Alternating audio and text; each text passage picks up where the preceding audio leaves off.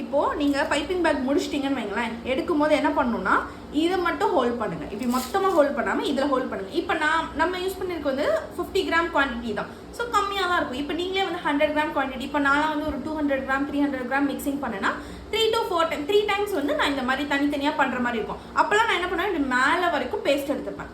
So இப்படி மேலே வரைக்கும் பேஸ்ட் எடுத்துகிட்டு அதுக்கப்புறம் நான் வந்துட்டு எடுப்பேன். ஸோ அப்போல்லாம் பார்க்கும்போது நான் இதை எடுக்கும்போது இதை நான் விட்டேன்னா இந்த இடம் ஃபுல்லாக ஒட்டிக்கும். ஸோ எப்பயுமே என்ன பண்ணணும், இதை தான் ஃபஸ்ட்டு நீங்கள் ஹோல்ட் பண்ணணும். அதுக்கு அடுத்து என்ன பண்ணுங்கள், இப்படி பைப்பிங் பேக்கில் இப்படி ஹோல்ட் பண்ணிக்கோங்க. ஹோல்ட் பண்ணிவிட்டு இந்த மாதிரி இருக்கோ இல்லையோ இந்த மாதிரி ஒரு தடவை மேலே இருந்து இந்த மாதிரி இப்படி இழுத்து விட்டுட்டு, ஸோ உங்களுக்கே ஃபீல் ஆகும் ஒரு இடத்துல பேஸ்ட் இருக்குது அப்படின்னா, அந்த பேஸ்ட்டுக்கு மேலே நீங்கள் இந்த மாதிரி ரொட்டேட் பண்ணணும். ஸோ ரொட்டேட் பண்ணும்போதுமே இந்த மாதிரி சும்மா இந்த மாதிரிலாம் ரொட்டேட் பண்ணிங்கன்னா உங்களோட சாக்ஸ் வெளியே வராது. ஸோ ரொட்டேட் பண்ணும்போது இந்த ட்ரிக்கை யூஸ் பண்ணுங்கள்.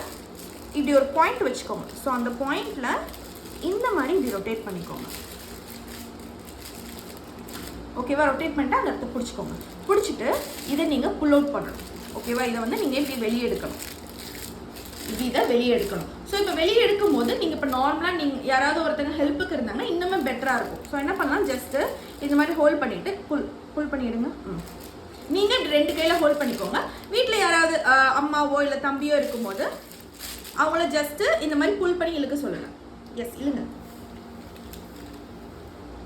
ஸோ உங்களுக்கு தெரியுதா இந்த இடத்துல பேஸ்ட் ஃபில் ஆகுறது? இழுங்க. ஓகே, அவ்வளோதான், முடிஞ்சு.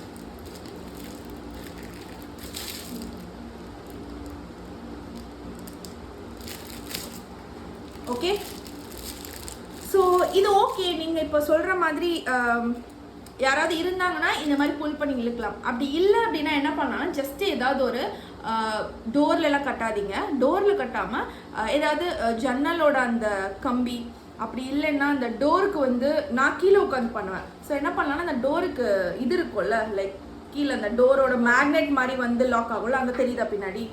ஸோ அதில் கட்டி வச்சு இழுத்துப்பேன். ஸோ அது ஈஸியாக இருக்கும். அது ஒரு மாதிரி ரவுண்டு இருக்கும்.